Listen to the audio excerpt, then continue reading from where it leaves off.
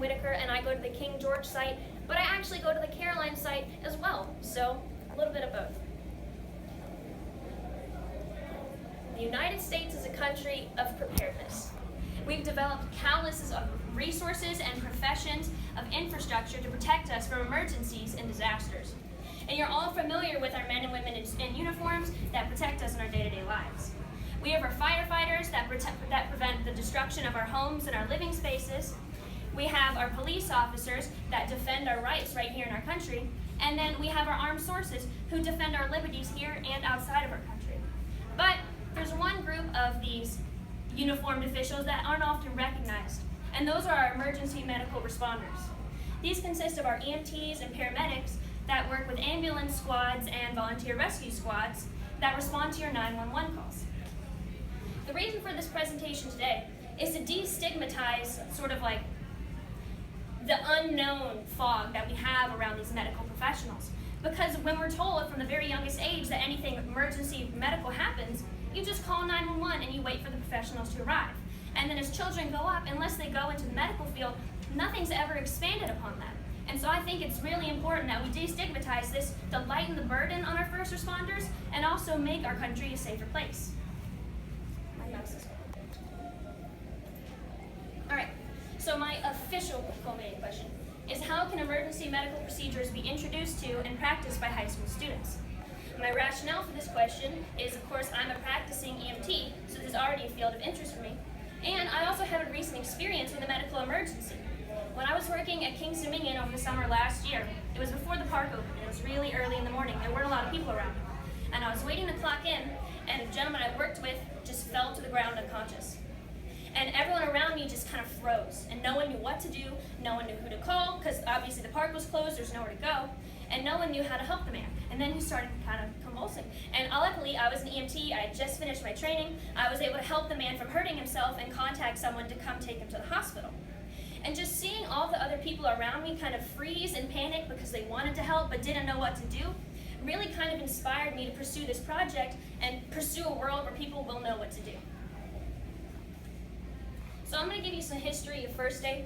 The term was actually first documented in Prussia during the Franco-Prussian War by a military surgeon who was teaching his other soldiers how to splint injuries and how to stop bandaging. Of course, he described it in German as Erste Hilfe, which is German for first aid.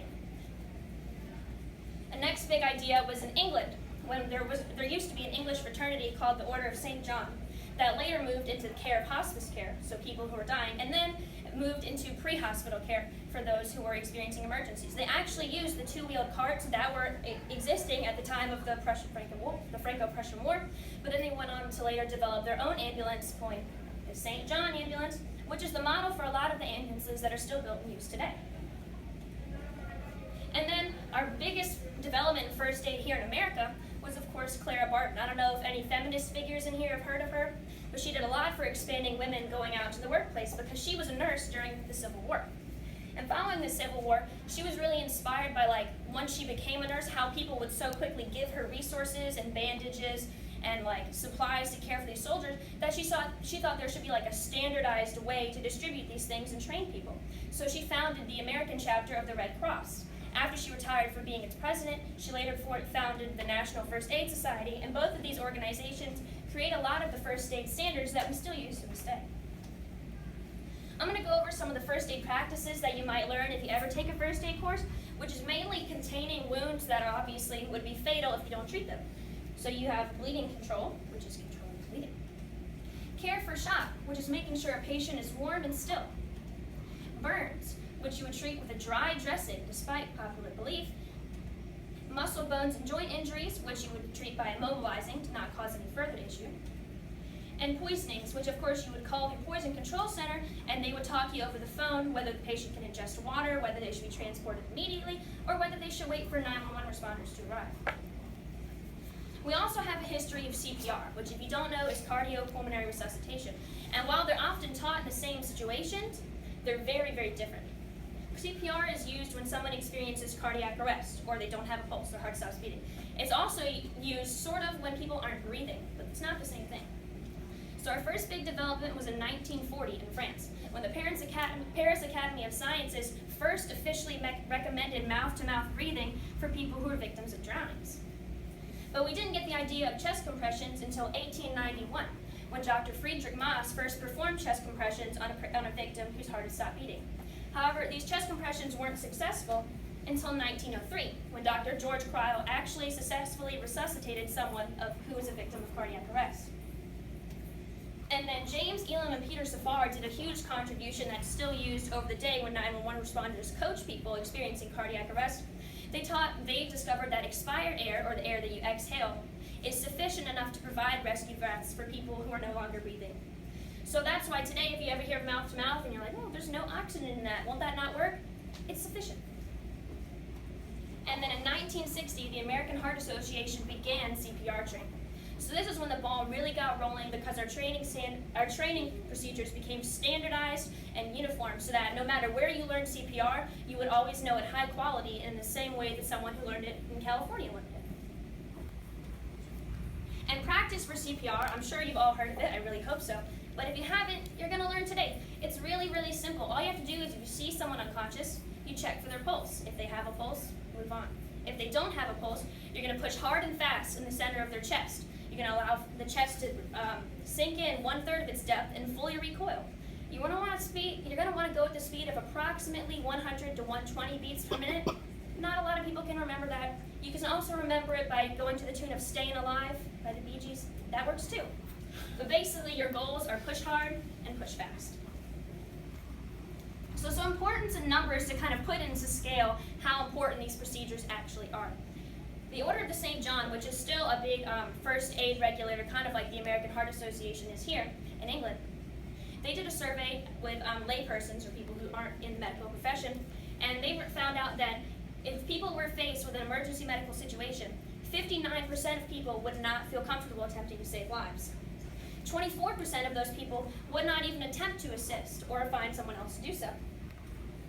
And to kind of give you a scale of how important it is that someone responds, because ambulances are coming, it might be okay, but it's not. The brain can only go 6 minutes without oxygen before cells begin to die. Your organs can only go 5 minutes without blood before they begin to fail. And the national ambulance response time in the US is 8 minutes, from the time you call 911 to the time they arrive on scene. And of course, this varies by county and location. Like if you're in the city where there's a lot of busy things, it might be longer. And if you're in a rural county where there's not a lot happening, it might be shorter. So obviously, this is just a mean number. But just the difference between the time it takes for someone to pass away due to an injury and the time it takes for an ambulance to arrive is really minuscule. So every second counts between the beginning of the emergency and the arrival of professionals. An estimated 150,000 people each year, according to the American Heart Association, have died from injuries that could have been saved with first aid training. And then some more numbers to kind of put in a spectrum CPR in particular. In the USA, there are 350,000 estimated cardiac arrests every year.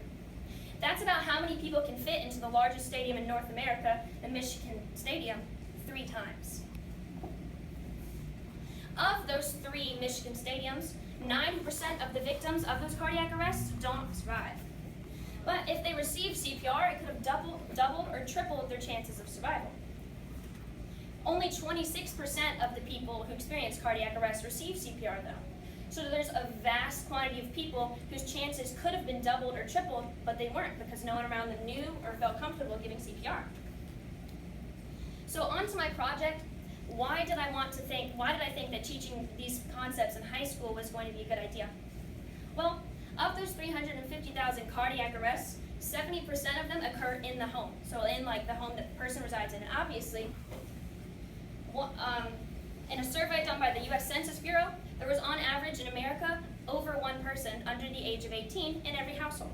Obviously, you can't have decimal of a person, so this includes various factors like people who have 5 kids versus people who have none kids, but for the most part, kids are everywhere. And a study done by the American Heart Association tested children's ability to perform CPR, and children as young as 13 were able to perform chest compressions that were of high enough quality to potentially resuscitate someone experiencing cardiac arrest. And also, I'd like to do it in high school because there's such an ease of access in resources. Schools already have the financial funding and infrastructure in place to teach these courses. They also have teachers who, for the most part, already know how to do CPR. They're also, because schools are locally run, the infrastructure is in place for them to have partnerships with the local EMS and rescue squads that are near them, because they're both run by the county, they both run off the same resources, and they're very close in proximity. And then, most importantly, kids, for the most part, do attend high school. So, kids, if you teach a class in a high school, approximately 79% of 15 to 19-year-olds in that location are going to receive that class because they're going to have to be there. So how can CPR and first aid be taught? Well, from where it's happening in other locations, it's been integrated into health and physical education classes. This is because the cognitive components of CPR, the pushing on the chest and like the hands-on experience, really fits in with like the environment and the gyms, obviously, of physical education classrooms, because they have open space, they have mats available for students to kneel on, and they just have so much, they're able to have so many gym instructors in there at one time. A typical CPR course is designed to be 2 hours, and a similar study done by the American Heart Association about children indicated that 30 minutes of CPR instruction can be effective for someone to retain the knowledge long enough to deliver it again. And of course, there are many, many ways to teach CPR. There are instructor-led courses, which are very hands-on, and they have a lot of manual feedback. And there are also video-led courses where you can you can watch videos, or you can watch virtual instruction online. And while this may not be as hands-on, it has a huge influence, because once children have access to these videos, they can share them on social media, and they can take them home and share them with their whole household. So in teaching one student, you teach their whole household how to perform CPR. So this kind of leads into my product. For the expert I chose Captain Ed Bonham with Caroline County Fire and Rescue. He's the training and compliance captain for Caroline County Fire and Rescue. Previously, he was also the operations captain for 6 years. Working up to that position, of course, he had to do a lot of things in order to get there. He's a higher-level firefighter. He's able to operate apparatus. He's able to drive apparatus. He's able to do hazmat operations. He's instructed many fire and EMS courses. He has paramedic experience running with rescue squads, and he is able to be a fire inspector, so investigate the sources of emergencies. Ed really helped me. He really helped me give like a lot of instruction expertise on how to teach these sorts of classes, because he was an instructor and he's done CPR instructing, he's done fire instructing. He really knows how to target different groups of people to teach different things. He also provided me with a lot of professional connections to go through my product. He connected me with the American Heart Association to become registered on their instructor network. He connected me with my instructor's course instructor, Wayne Wu, and he also connected me with many people at the fire department in the offices that I had never met before. And finally, he really influenced me to continue volunteering, because once I reached my junior and my senior year, the classes and the workload became really stressful, and I wasn't sure if continuing to volunteer was really the best use of my time. But having him by my side and encouraging me to continue volunteering really, in the end, helped me do it, and of course, it was a much more gratifying experience than I'd expected. So the overview of my product. Initially, my plan was to draft a curriculum for CPR and first aid in high school. And the plan was I was going to write to our congressman, I was going to propose that we get this legalized here so that people are required to learn it. But at the very end of last year, legislation was passed, and CPR and first aid are now part of necessary curriculums for freshmen beginning this year. This was the map that I used last year in my presentation when I demonstrated this, and this is the map from the same website 1 year later.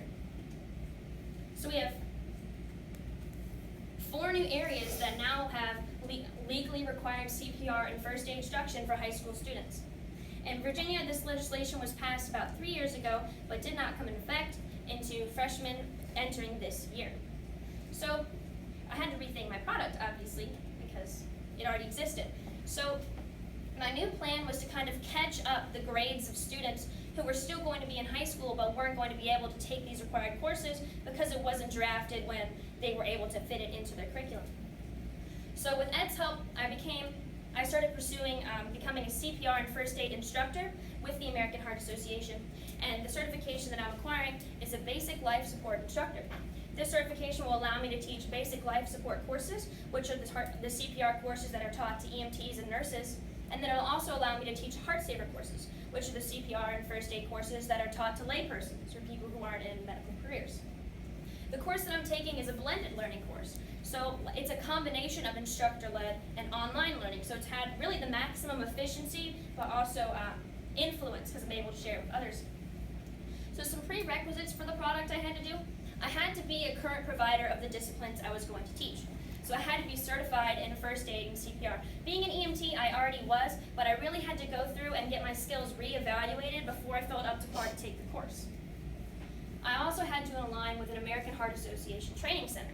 These are standardized areas that have the infrastructure in place for courses to be taught and instructors to be trained and coordinators there that manage paperwork and certifications for anyone who goes through their training.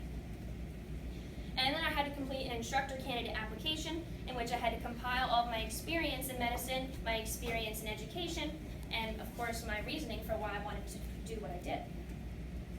After that, I had to begin the online coursework of this course. I've currently completed that, so that was really exciting. But basically, it was at first it was an introduction to the American Heart Association in general, which was really fascinating because they explain how much they control as far as like how the instructors are supposed to teach and how instructors are able to handle other students and how to like make their training diversify so that it can be usable across many different stages and localities. So I learned not just the technique of CPR and first aid. I already had to know that to begin the course. I was able to learn the teaching methods for different students, say of different ages or different abilities.